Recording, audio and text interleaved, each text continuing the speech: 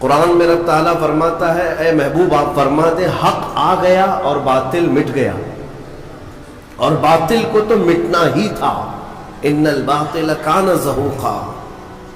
ہوتا یہ ہے کہ کسی طاقتور اور نشہ چڑھے ہوئے شخص کا حال یہ ہوتا ہے، تخت پر بیٹھے ہوئے شخص کا، کہ وہ ظلم کو یہ سمجھتا ہے کہ میں جو کر رہا ہوں وہ سب صحیح کر رہا ہوں۔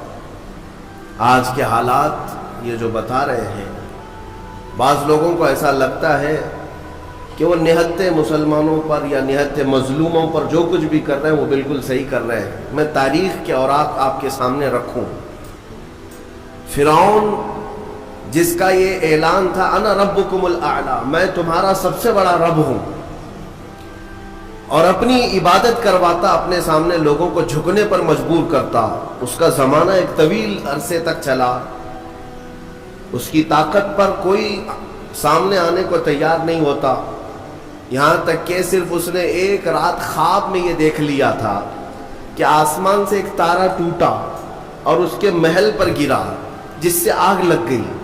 دوسرے دن اس نے سارے نجومیوں کو جمع کیا اور پوچھا کہ اس کی تعبیر کیا ہو سکتی ہے، تو کئی نجومیوں نے بالاتفاق یہ تعبیر بتائی کہ عنقریب بنی اسرائیل میں ایک بچہ پیدا ہوگا جو تیری سلطنت کو تباہ و برباد کر دے گا۔ یہ تعبیر سننے کے بعد اس ظالم منحوس شخص نے اعلان کر دیا کہ آج کے بعد جو بھی بنی اسرائیل میں لڑکا پیدا ہوگا اس کا قتل ہو جائے گا۔ ناحق قتل کیا، اور اللہ تعالیٰ نے قرآن میں فرمایا یذبحون ابناءہم ویستحیون نساءہم، لڑکیوں کو زندہ چھوڑ دیا جاتا تھا اور لڑکوں کو مار دیا جاتا تھا۔ ایک سال کے اندر فرعون نے 12,000 بچوں کا قتل کیا، اس خوف سے کہ کوئی بچہ ایسا نہ پیدا ہو جائے جو میری سلطنت کو ہلا دے۔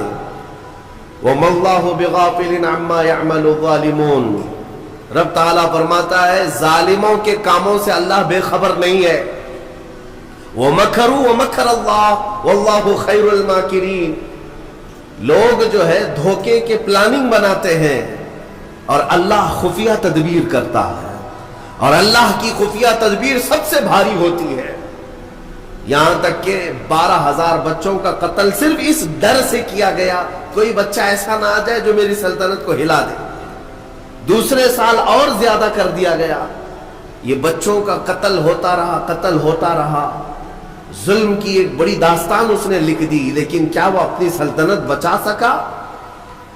قادر مطلق کے فیصلوں پر قربان جائے۔ جس بچے سے اسے خوف تھا کہ وہ میری سلطنت کو تباہ و برباد کر دے گا، وہ کوئی اور نہیں، وہ موسیٰ علیہ السلام کی شکل میں پیدا ہوئے، اور پیدا ہونے کے بعد بھی اس شان سے کہ اللہ تعالیٰ نے ان کی ماں کو حکم دیا کہ تم اپنے بچے کو ایک صندوق میں رکھ کر کے دریا میں بہا دو۔ بھلا ایک ماں پیدا ہوتے ہی اپنے بچے کو سمندر کی لہروں میں بہا دے گی؟ لیکن رب تعالیٰ فرماتا ہے وَرَبَطْنَا عَلَىٰ قَلْبِهَا، ہم نے ان کے دل کو مضبوط کیا، موسیٰ کی ماں کو۔ انہوں نے موسیٰ علیہ السلام کو ایک صندوق میں رکھ کر کے دریا میں بہا دیا، اور وہ صندوق سیدھے فرعون کے باغیچے پر جا کر لگا۔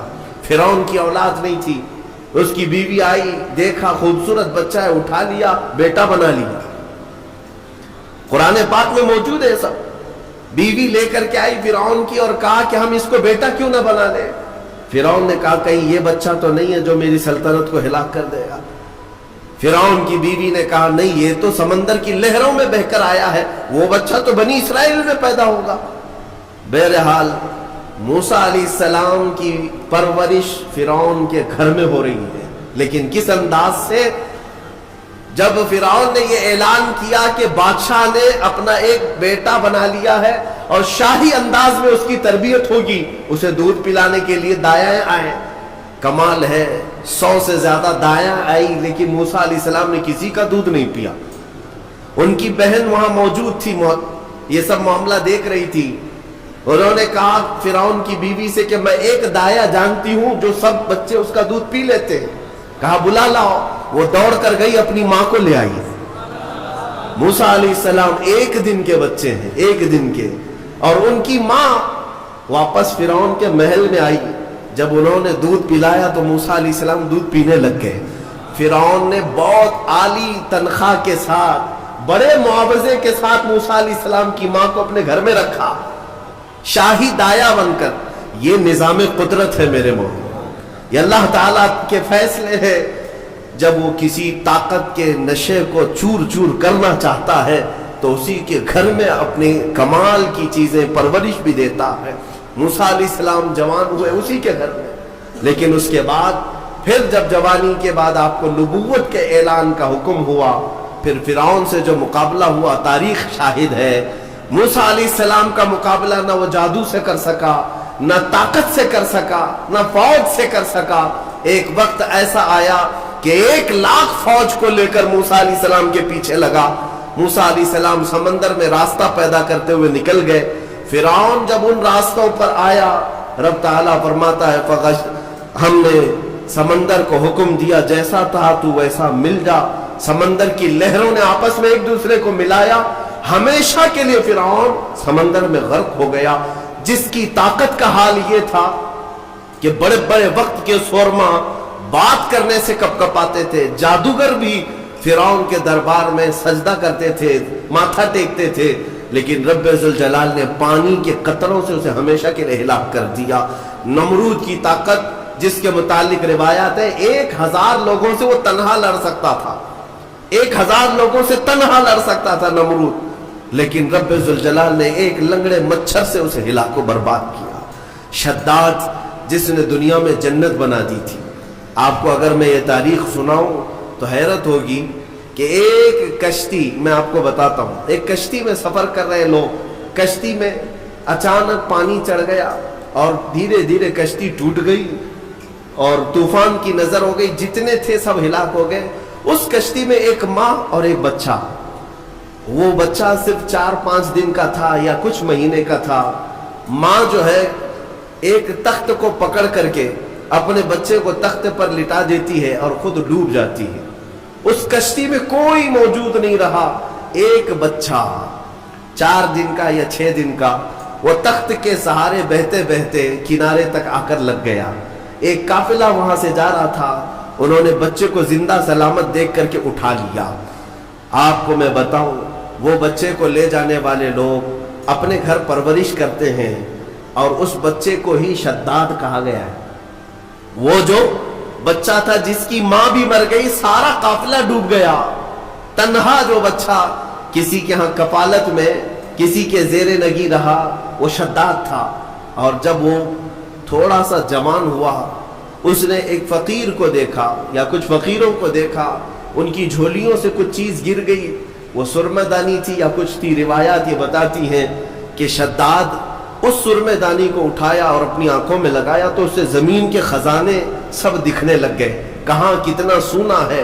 وہ اس طرح سے کھودتا تھا اور سونے کا مالک بنتا چلا گیا، اتنا بنا کہ وقت میں اس سے زیادہ مال کسی کے پاس نہیں تھا۔ پھر اس نے ایک بار اعلان یہ کر دیا کہ اب میں جو ہے سارے دنیا کو پال سکتا ہوں۔ اس وقت ایک درویش نے آ کر کے اس سے کہا کہ شداد، تو اپنے مال سے زکوٰۃ بھی ادا کیا کر، فقراء و مساکین کو بھی دیا کر، اللہ تعالیٰ تجھے جنت عطا کرے گا۔ اس نے کہا کون سی جنت ہے؟ جنت کیا ہوتی ہے؟ کہا جنت عالی شان ہے، رب تعالیٰ کی بنائی ہوئی، جس کی ایک اینٹ سونے کی تو ایک اینٹ چاندی کی، زمین زعفران سے بچھی ہوئی، بہت خوبصورت جنت کا نظارہ ہے، اگر تو خیرات کرے تو اللہ تجھے وہ بھی عطا کرے۔ اس نے کہا مار کر کے، ٹھٹا مار کر کے کہا ہے ایسی بھی کوئی جنت ہوتی ہے؟ اس سے بہتر جنت تو میں دنیا میں بنا دوں گا، تم اس جنت کی لالچ مجھے دے رہے ہو؟ اتنا مال تو میرے پاس ہے کہ میں خود بنا لوں جنت۔ اور اس نے آرڈر دیا اور عدن ایک علاقہ ہے وہاں پر جنت بنانے کا حکم دیا۔ موسم ڈھونڈا گیا، ٹھنڈا موسم ہو، باغیچے لگائے گئے، دریا اس کے اندر نہریں بہائی گئیں، اور پھر سونے اور چاندی کی اینٹوں سے محلات تعمیر کیے گئے۔ برسوں لگ گئے اس جنت کو بنانے کے لیے۔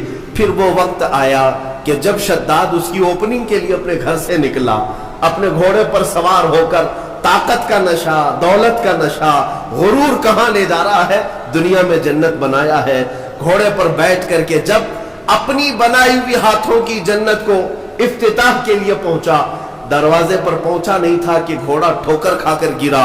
اور شداد نیچے جیسے ہی گرا چوٹ لگی اور وہی اس کا دم نکل گیا، نہ اپنی جنت میں قدم رکھ سکا۔ اسی کو ارم کہا جاتا ہے۔ ارم جو ہے فارسی لفظ ہے، وہ شداد کی بنائی ہوئی جنت کو کہا جاتا تھا۔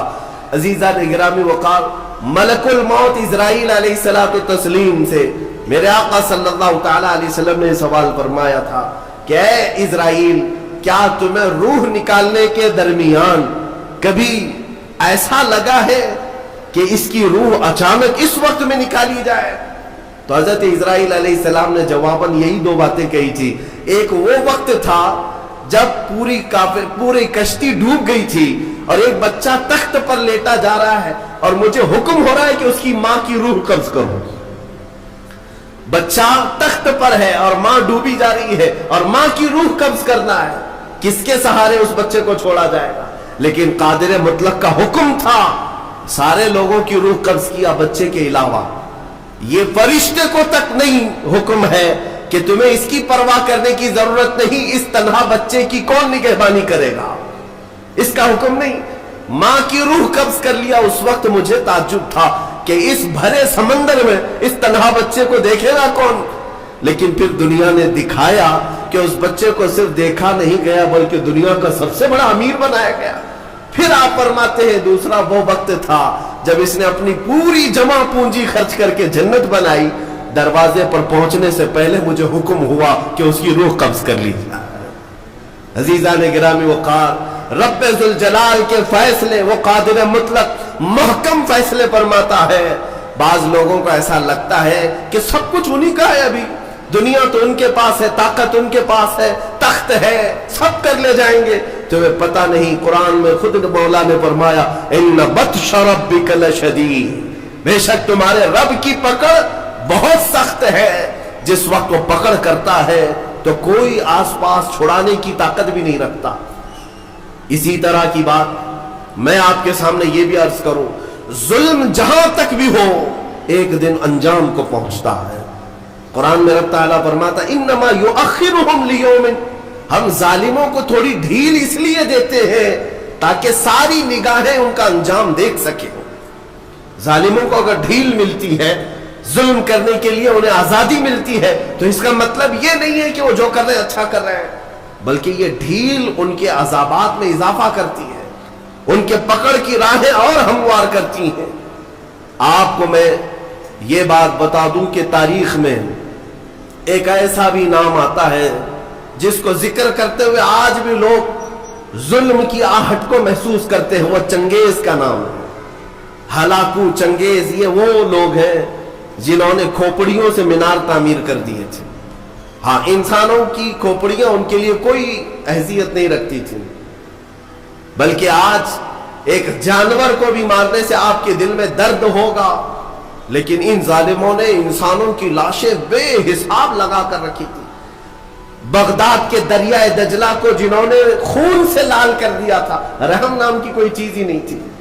چنگیز نے لاکھوں انسانوں کا قتل کیا، لیکن ایک وقت ایسا بھی آیا اس نے کئی علماء کو، بزرگوں کو قید کیا، قطار میں لگا دیا۔ یہ آخری وقت ہے۔ چنگیز کا دبدبہ اتنا تھا کہ وہ تقریباً آدھی دنیا کو فتح کرنے کے لیے چل پڑا تھا، آدھی دنیا، اور کوئی بادشاہ اس سے لڑائی کا سامنا نہیں کر پاتا۔ ایک وقت وہ آیا، 300 کے قریب علماء یا بزرگوں کو اس نے قید کیا، قطار میں لگایا اور جلاد کو بلایا۔ سب قطار میں، پہلی صف ہے، دوسری صف ہے، تیسری صف ہے، تو اس میں لائن سے قتل کرنے کا حکم تھا۔ تلوار اٹھاتا جلاد اور گردنیں مارتا چلا جاتا، ایسے لگتا جیسے یہ پلاسٹک کی یا کھلونے کی گردنیں اڑا رہے ہوں۔ انسانوں کے ساتھ اس طرح کھیلتے تھے۔ وہ گھوڑے پر بیٹھے اپنے کھلونے سے کھیلتا رہتا اور جلاد کو حکم دیتا اتنی گردنیں آج اڑا دو، اتنی گردنیں اڑا دو۔ جلاد جب گردنیں اڑا رہا تھا، 3 صفیں لگی ہوئی تھی۔ پہلی صف میں ایک بوڑھے شخص تھے، عمر دراز تھے۔ جب وہ پہلی صف کا قتل شروع ہوا تو جلدی سے دوسری صف میں آ گئے، پیچھے ہٹ کر کے دوسری صف میں کھڑے ہو گئے۔ وہ جلاد بھی دیکھ رہا تھا، چنگیز بھی دیکھ رہا تھا۔ पहली सफ पूरी कत्ल हो गई, दूसरी सफ का नंबर आया। जब दूसरी सफ कत्ल हो रही थी तो वो बूढ़े मियां तीसरी सफ में चले गए।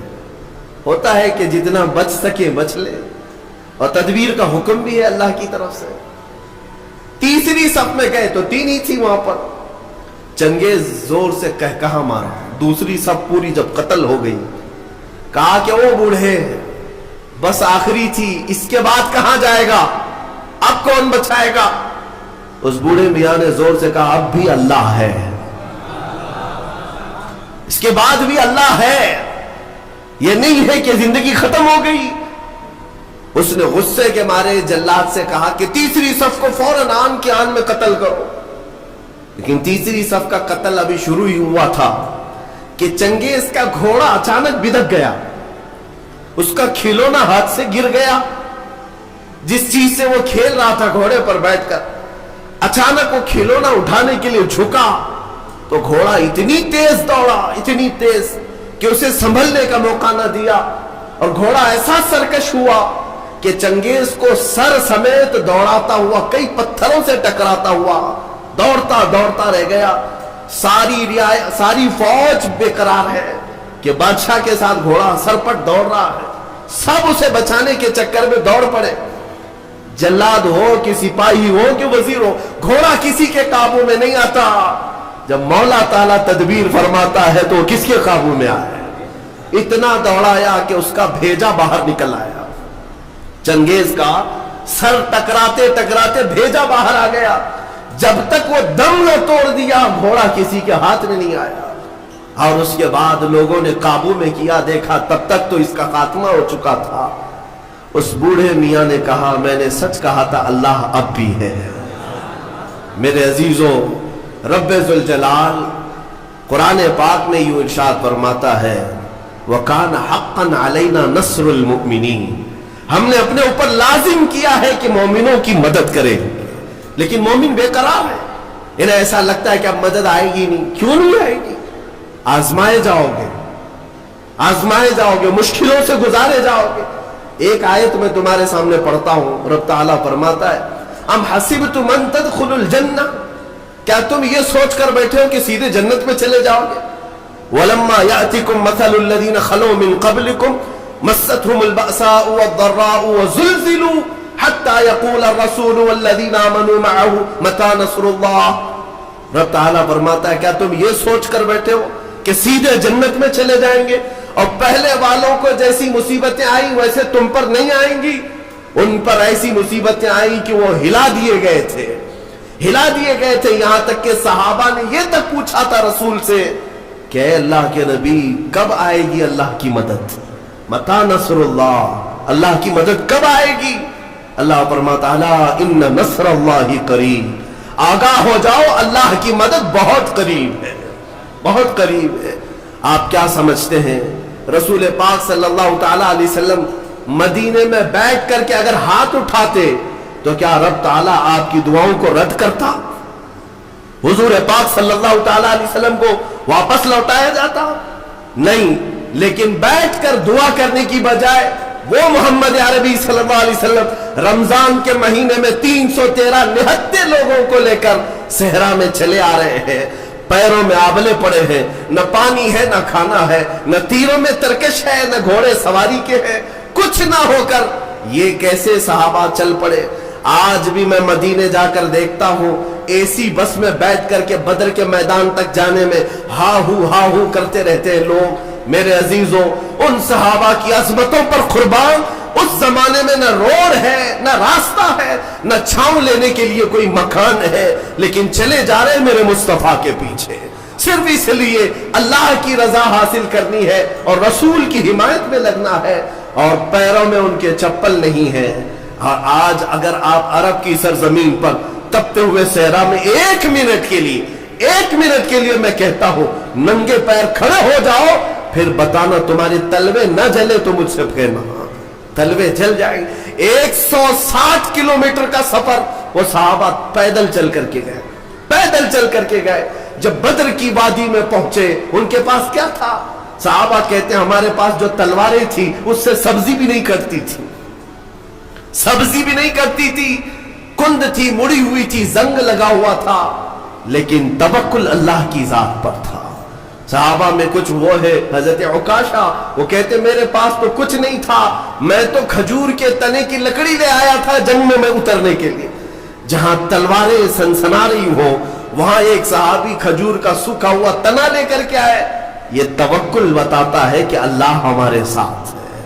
عزیزان گرامی وقار، یہ سارے میدان میں اتر جانے کے بعد پھر میرے آقا دعا کرتے ہیں، اے مولا ہم نے جو اپنی طاقت میں تھا وہ سب میدان میں اتار دیا، اب اگر تیری مدد نہ آئے گی تو پھر اس زمین پر سجدہ کون کرے گا، اس زمین پر عبادت کون کرے گا؟ یہ نہیں ہے کہ یہیں بیٹھ کر کوشش کچھ نہیں کرنی ہے، عمل کچھ نہیں کرنا ہے، دعاؤں کے اور اسی طرح کے مجمع میں بیٹھ کر کے ہم یہ کہہ دیں اے اللہ تو فلاں کو غارت کر دے، فلاں کو غارت کر دے۔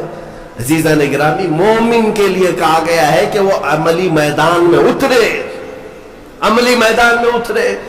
میں آپ کو بتاتا ہوں، ایک شریف آدمی تھے، مولوی صاحب، صوفی صاحب، کھیتی باڑی کرتے تھے اور گاؤں کے کئی لوگوں نے ملا کر کے صوفی صاحب کو ایک کھیت دے دیا تھا کہ آپ اللہ اللہ کرتے رہتے، آپ کا معاش بھی تو چلنا چاہیے، گھر بار بھی چلے۔ تو صوفی صاحب کو کھیت ملا، مولوی صاحب نے کھیتی باڑی تو کر لی، اس میں مکئی یا گیہوں جو بھی آئے، فصل جب آئی تو ظاہر سی بات ہے بیٹھتے تھے، ایک گدھا آتا تھا اور چر کے چلا جاتا۔ صوفی صاحب کیا تسبیح پڑھتے، اے اللہ یہ گدھے کو برباد کر دے، اے اللہ یہ گدھے کو تباہ کر دے، یہ گدھے کو ختم کر دے، بیٹھے بیٹھے گدھے کو ختم کر دے، بیٹھے بیٹھے گدھے کو۔ وہ گدھا اپنا تو چرتا تھا، چلا جاتا تھا، ان کی تسبیح چلتی رہتی تھی۔ کچھ ان نوجوانوں نے دیکھا، ارے میاں مولوی صاحب روز تسبیح لے کر کے بددعات کر رہے ہیں، گدھا آتا ہے اپنا کھاتا ہے چلا جاتا ہے۔ کئی دن تک دیکھا، آدھا کھیت تو گدھا کھا گیا تھا۔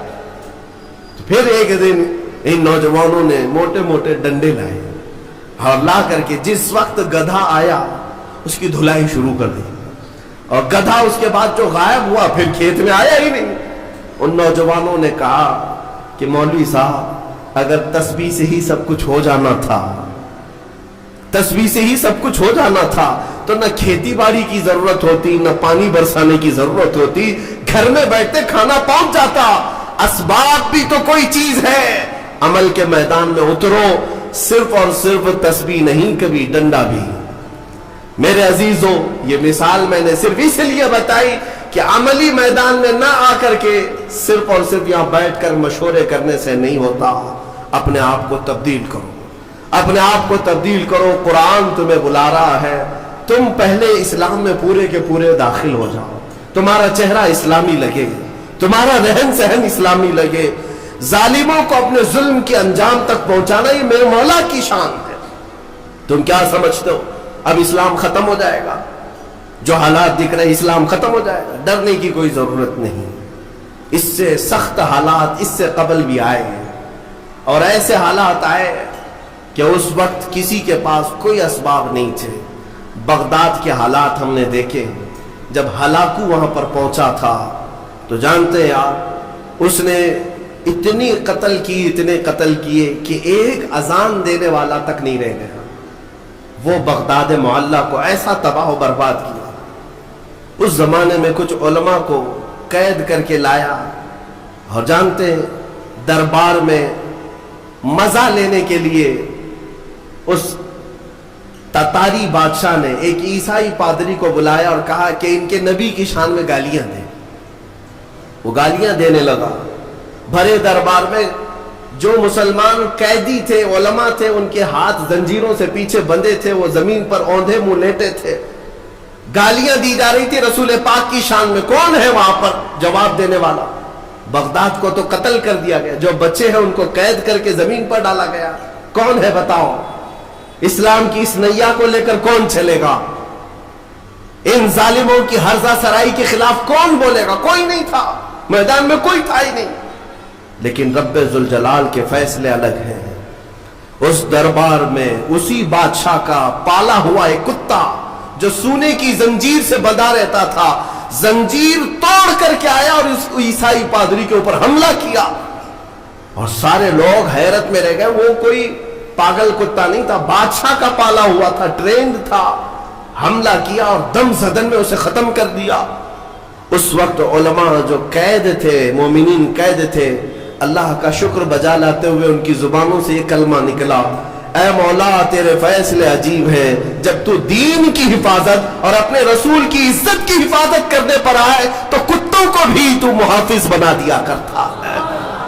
کتے کے ذریعے سے بھی اللہ تعالی یہ کام لیتا ہے. اس دربار میں ہیبت ایسی تاری تھی, ایسی ہیبت تاری تھی, آپ کو میں کیا بتاؤں. 500 سے زیادہ تتاری سپاہی ایمان لے آئے اسی مجمع, جس کو دیکھ کر کے اقبال نے کہا تھا حرم کو مل گئے پاسبان صنم خانے سے. اللہ تبارک و تعالیٰ کب حفاظت کے لیے کہاں سے چنتا ہے یہ اس کی مرضی ہے. آپ کیا سمجھتے سب ختم ہو جائے گا؟ میں کہتا ہوں ساری چیزوں پر دھیرے دھیرے تم جو کرنا چاہو کر لو, لیکن اسلام کی حفاظت اللہ نے اپنے ذمہ کرم پر لیا ہے. ہاں اگر ہم جیسوں کے حوالے ہوتا تو پتہ نہیں کیا ہو جاتا. قرآن کی حفاظت اللہ نے اپنے ذمہ پر لیا ہے. باقی دوسری چیزیں جیسے رد و بدل ہو گئی, نہ قرآن بدلے گا نہ اسلام بدلے گا, یہ صبح قیامت تک رہے گا. کیونکہ قرآن میں اللہ نے فرمایا یریدون لیطفئوا نور اللہ, لوگ اب چاہتے ہیں کہ اللہ کے نور کو اپنے منہ کے پھونکوں سے بجھا دیں. یہ اللہ کا چراغ ہے جو صبح قیامت تک جلتا رہے گا. عزیزان گرامی, بات میں اتنی کرنا چاہتا ہوں کہ ظالم جتنا بھی ظلم کرے ایک وقت ایسا آتا ہے جب رب کی پکڑ آئے گی, رب تعالیٰ کی پکڑ آئے گی. محمد عربی صلی اللہ تعالیٰ علیہ وسلم اس مکہ کی سرزمین پر آزمائے گئے جو آپ کا آبائی وطن تھا, جہاں میرے آقا پیدا ہوئے تھے. کیا آپ نے دیکھا رسول مکرم صلی اللہ تعالیٰ علیہ وسلم 13 سال تک آزمائے گئے, ان کے صحابہ کو شہید کیا گیا, ان کی صحابیات کو مارا گیا. حضرت سمیہ اسی مکہ میں شہید کی گئی, حضرت عمار بن یاسر, بلال حبشی, خبیب بن عدی, حضرت خباب بن الارت, یہ وہ لوگ ہیں جن کو پھانسیوں پر بھی چڑھائے, انگاروں پر لٹایا گیا, بہت ظلم دیا گیا. وہ وقت بھی آیا جب رسول پاک صلی اللہ تعالیٰ علیہ وسلم مکہ چھوڑ کر چلے گئے, لیکن کیا سب ختم ہو گیا؟ مکہ چھوڑ کر کے مدینہ طیبہ چلے گئے, سب ختم ہو گیا؟ نہیں, ایک وقت ایسا بھی آیا کہ حضور پاک صلی اللہ تعالیٰ علیہ وسلم اپنے 1400 صحابہ کے ساتھ عمرہ کے لیے آئے تو ان ظالموں نے عمرہ تک نہیں کرنے دی. ساری دنیا کے لیے کعبہ کھلا رہتا تھا, لیکن رسول کے لیے کعبہ نہیں کھولا گیا, نہ ہی مکہ آنے کی اجازت دی گئی. یہ صلح حدیبیہ کا موقع تھا. میں اس کی تھوڑی سی ڈیٹیل آپ کو بتا دوں, حالات کب تبدیل ہوتے ہیں اندازہ بھی نہیں کر سکو گے.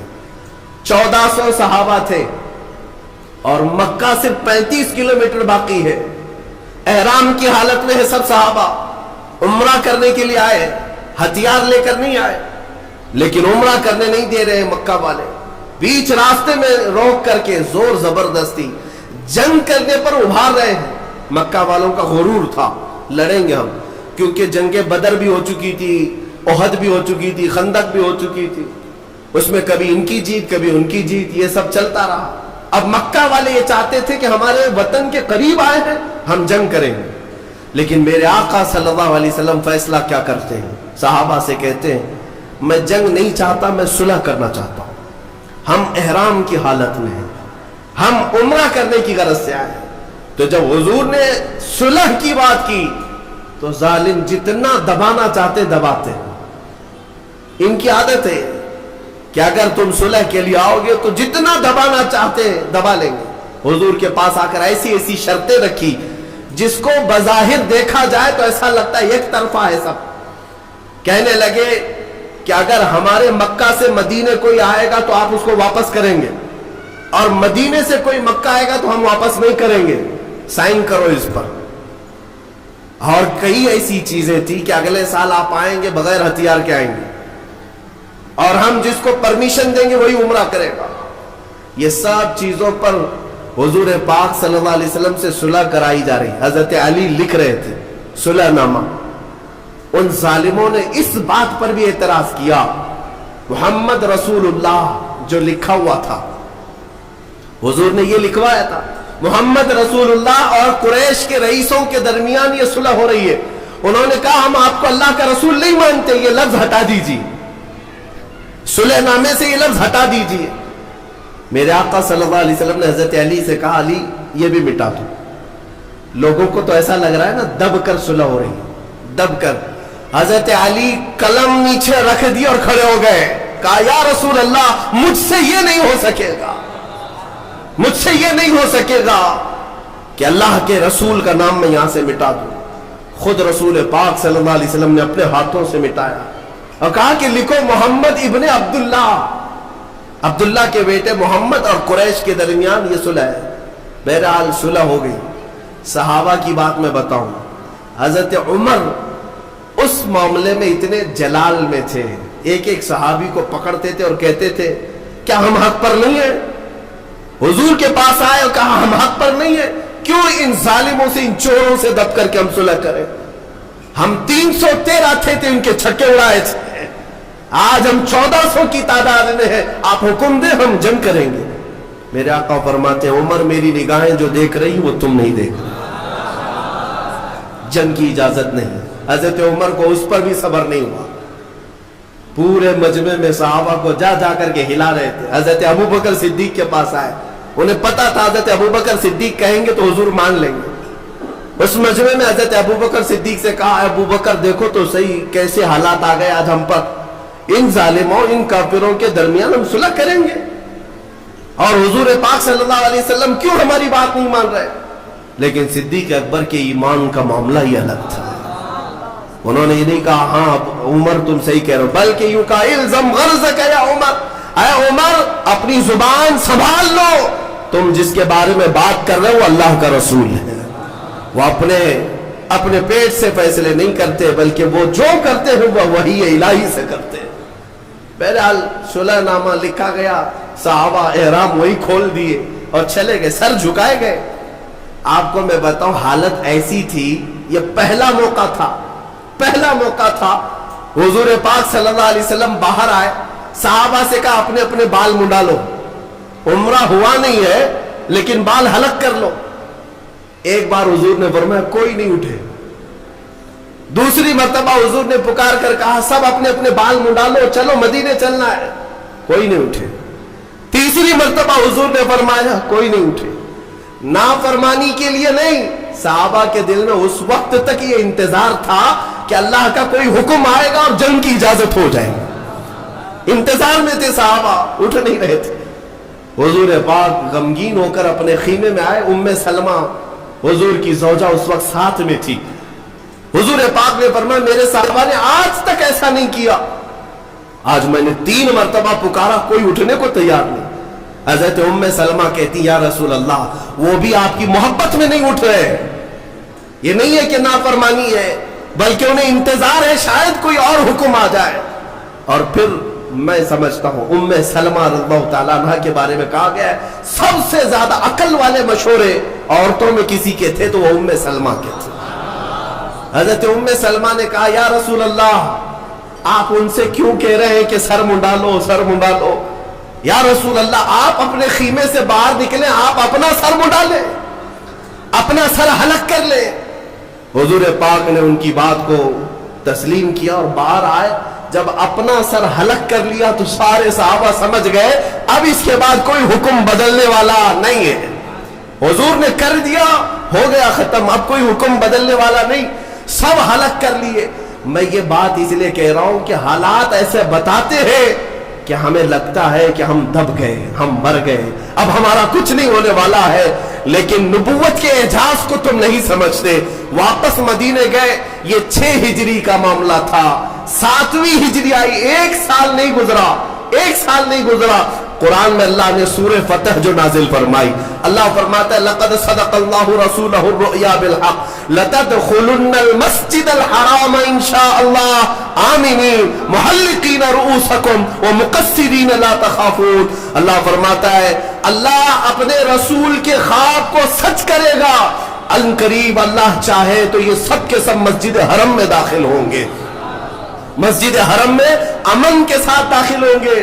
یہ آیت پہلے نازل ہوئی، 7ویں ہجری آئی، میرے آقا دوسرے سال عمرہ کے لیے نکلے، اس وقت 10,000 صحابہ ساتھ میں تھے، پچھلے سال 1400 تھے، 10,000 صحابہ ساتھ میں تھے، اور جب گئے تو مکہ کی حالات ایسے تھے کہ سب تتر بتر ہو چکے تھے، نہ کوئی ایک خاندان متحد تھا، کچھ نہیں تھا، اور حضور پاک کی شان سے آئے کہ نہ جنگ ہوئی، نہ جدال، نہ قتل و قتال، بلکہ 10,000 صحابہ شان و شوکت کے ساتھ حرم کعبہ میں داخل ہو رہے ہیں۔ صحابہ کا وہ اعجاز تھا کہ کوئی دیواریں چوم رہا ہے، کوئی زمین چوم رہا ہے، اور رب تعالیٰ کی بارگاہ میں شکر بجا لا رہے ہیں، کہتے ہیں اے مولا تیری قدرت کے فیصلے عجیب ہیں، یہ وہ زمین تھی جہاں ہمیں رسی ڈال کر کھینچا جاتا تھا، اور آج تو ہمیں حاکم بنا کر اس زمین پر لا رہا ہے۔ مولا کریم کے فیصلے الگ ہے۔ جب اس حرم میں آئے میرے عزیزو، ایک وقت یہ بھی تھا، ایک وقت جب ایام جہالت کے مکہ کے قیام کے درمیان، ابھی حضور ہجرت نہیں کیے تھے، ایک دن حضور آئے تھے خانہ کعبہ میں جانے کے لیے، اس وقت وہ چابی عثمان بن شیبہ کے پاس رہتی تھی۔ عثمان بن شیبہ قریش کے ایک معزز آدمی تھے، لیکن ایمان لائے ہوئے نہیں تھے۔ حضور نے فرمایا عثمان چابی دے دو، میں کعبے کے اندر جاؤں۔ انہوں نے کہا تم ہمارا دین چھوڑ چکے ہو، تمہیں کعبے میں اندر جانے نہیں دوں گا۔ سارے بڑے لوگوں کو جانے کی اجازت تھی، میرے رسول کو نہیں۔ حضور پاک نے فرمایا عثمان ٹھیک ہے، ایک دن آئے گا یہ چابی میرے ہاتھ میں، میں جسے چاہوں گا اسے عطا کروں گا۔ عثمان کہتے ہیں کہ ان کی بات سے مجھے ڈر بھی لگا، اور پھر سوچ بھی رہا تھا یہ اتنا بڑا جملہ کہہ رہے، آج حالت ایسی ہے ان کے ساتھ جتنے وہ سب غریب لوگ ہیں، مارے جاتے، بلال حبشی کو دیکھو۔ اور پھر جب وقت ایسا آیا کہ حضور ہجرت کر کے چلے گئے تو عثمان کہتے ہیں اب تو سوال ہی نہیں آتا کہ کعبے کی چابی ان کے پاس جائے، وطن چھوٹ گیا، گھر چھوٹ گیا، ساتھی مارے گئے، سب چلے گئے۔ لیکن عثمان بن شیبہ کہتے ہیں 7 سال کے بعد جب حضور واپس آئے اور 10,000 صحابہ کے ساتھ واپس آئے، حرم کعبہ میں داخل ہوئے تو سب کچھ بدل چکا تھا۔ کعبے کے دروازے کے قریب جا کر میرے آقا نے پکارا عثمان بن شیبہ کہاں ہے؟ وہ آئے، ایمان لائے نہیں تھے، ابھی کافر ہی ہے۔ چابی لا کر میرے آقا سے کہا کہ آپ نے سچ کہا تھا 7 سال پہلے، یہ چابی آپ کے حوالے ہے۔ میرے آقا نے اپنے ہاتھوں سے چابی کو کھولا، کعبے کو اور صاف کیا، اور اس کے بعد باہر آئے، کہا میں یہ چابی اب اس کو دوں گا جس سے قیامت تک کوئی نہیں چھین سکے گا۔ پھر صحابہ کہتے ہیں ہم سب کو یہ شوق تھا کہ یہ چابی ہمیں مل جائے۔ حضرت ابو بکر، حضرت عمر، کون بڑے بڑے صحابہ شوق رکھتے تھے کہ یہ چابی ہمیں مل جائے۔ میرے آقا صلی اللہ علیہ وسلم نے سارے مجمع میں پھر سے پکارا عثمان بن شیبہ ادھر آ جاؤ، میرے رب نے مجھے حکم دیا ہے جس کی امانت ہے اسے واپس لوٹایا جائے، تمہارے خاندان میں چابی تھی تم رکھو۔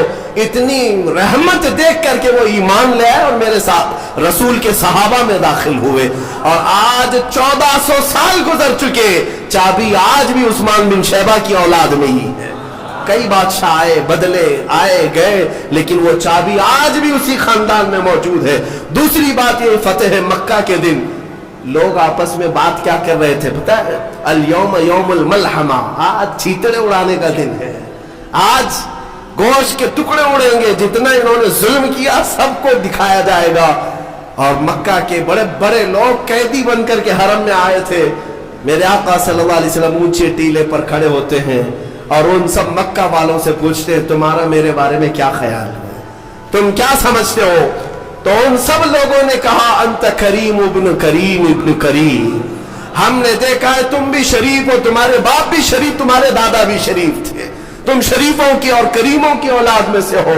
میرے آقا نے صحابہ کے نعرے کو بدل دیا جو کہہ رہے تھے الیوم یوم الزحمہ، الیوم یوم الملحمہ، آج گوشت اڑانے کا دن ہے، آج گردنیں مارنے کا دن ہے۔ میرے آقا نے فرمایا صحابہ نہیں، الیوم یوم الرحمہ، الیوم یوم الرحمہ، آج رحم کرنے کا دن ہے، آج رحم کرنے کا دن ہے۔